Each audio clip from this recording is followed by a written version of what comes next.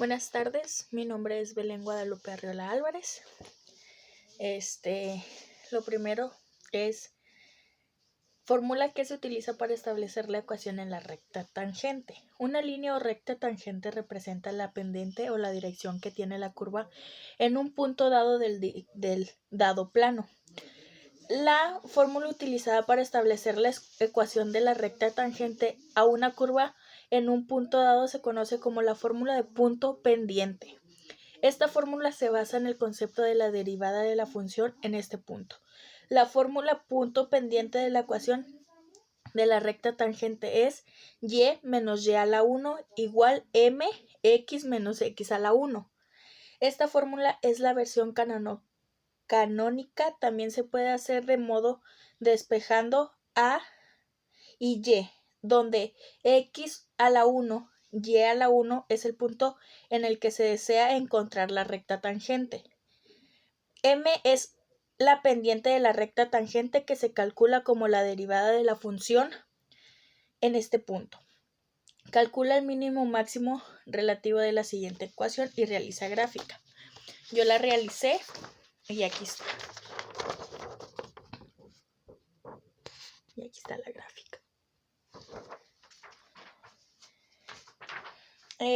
Explica en qué consiste el método de Newton. El método numérico de Newton es una aplicación del cálculo diferencial que se utiliza para hallar los ceros de una función derivable de enésimo grado con la precisión deseada. Es un método abierto en el sentido de que no está garantizada su convergencia global. La cercanía del punto inicial a la raíz depende mucho de la naturaleza de la propia función. Si esta presenta múltiples puntos de inflexión o pendientes grandes en el entorno de la raíz, entonces la probabilidad de que el algoritmo diverja aumenta, lo cual exige seleccionar un valor supuesto cercano a la raíz. Este es un ejemplo. Y dice método. Menciona cuáles son las diferencias entre los siguientes teoremas Rolle, Cauchy, Optia y Taylor. Teorema de Rolle. Fue establecido en 1691 por el matemático francés Michel Rolle, de 1652 a 1719. El cálculo diferencial del teorema de Rolle demuestra la existencia de un punto interior en un intervalo abierto para el cual la derivada de una función derivable se anula cuando el valor de esta en los extremos del intervalo es el mismo.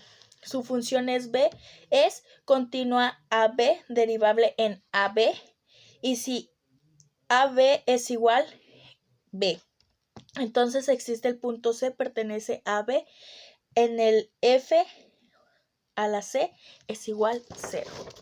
Este es el ejemplo que les acabo de decir. El teorema de Cauchy integral, descubierto por Agustín Louis Cauchy en 1825, dice que si dos trayectorias diferentes conectan los mismos dos puntos y una función es homoloforma por todas partes entre las trayectorias, entonces las dos integrales de la trayectoria de la función serán iguales. La fórmula es f x a la 0 g entre g x a la 0 nos da un valor de fb menos fa. Es gb menos ga. Una representación gráfica. Esto y esto. Y el teorema de L'Hopital, en honor al matemático francés del siglo XVII, Guillermo Francois Antonio Márquez de Hopital, de 1661 a 1704. Es una regla que usa derivadas para ayudar a evaluar límites de función que estén en forma determinada. La regla de Hopital se aplica para salvar indeterminaciones que resultan de reemplazar el valor numérico al llevar al límite de las funciones dadas. Por ejemplo, la regla dice que se deriva el numerador y el denominador por separado, es decir, sean las funciones originales fx entre gx. Al aplicar la regla que se obtenga es f a la x entre g a la x. Y esta es una presentación de la gráfica. Y por último, el teorema de Taylor fue creado por el matemático Brooke Taylor en el año 1712. Por medio de este teorema se puede detener aproximaciones polinómicas en función a ciertos entornos y de un punto en el que la función diferente. Asimismo, por medio de este teorema se puede acortar el error obtenido por medio de una estimación. El teorema de Taylor es un resultado del cálculo diferencial y se utilizará para demostrar en cualquier función. Puede aproximarse en procesión arbitraria usando una suma de potencias infinitas. Ecuación polinomial de Taylor es esta. Y la gráfica que nos dice Taylor es esta.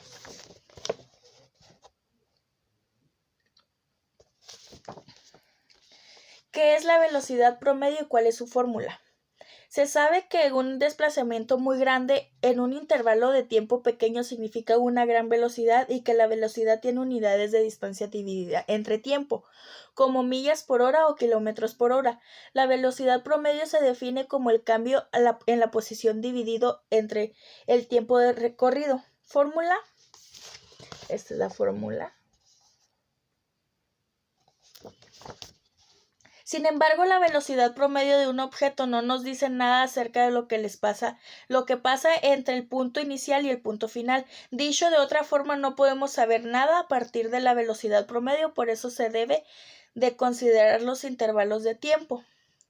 Mientras más pequeños sean los intervalos de tiempo considerados en un movimiento, más detallada será la información del mismo. Si llevamos este proceso en su conclusión lógica, nos quedamos con un intervalo de tiempo infinitísimamente pequeño. En tal intervalo, la velocidad promedio se convierte en la velocidad instantánea o la velocidad en un momento específico. La velocidad instantánea B simplemente es la velocidad promedio en un instante específico de tiempo o un intervalo de tiempo infinitesimalmente pequeño. Menciona dos aplicaciones en la vida real. En arquitectura se frecuenta trabajar con curvas complejas, paraboloides, hiperboloides, superficies irregulares, de las que necesitamos obtener información relevante, máximos, mínimos, zonas de concavidad y convexidad. También se utiliza la derivada y la integral para calcular áreas y volúmenes, regiones y sólidos de revolución, para resolver problemas de optimización, reducir costes de las materias. Resulta de gran utilidad el diseño de vías y carreteras, más específicamente en el estudio de su curvatura. Aquí tengo una imágenes de lo que acabo de leer. El segundo es la derivada de la función, nos indica el ritmo en el que dicha función varía, crece, decrece o permanece constante. Cuando se producen pequeños cambios en la variable independiente, en los tres casos descendemos pero no al mismo ritmo. En este descendemos muy rápido porque pues es una resbaladilla y caemos con la gravedad. Nos vamos deslizando. En este pues porque son toboganes de agua, pues nos descendemos por el agua, por la velocidad que lleva el agua. Y en este como es una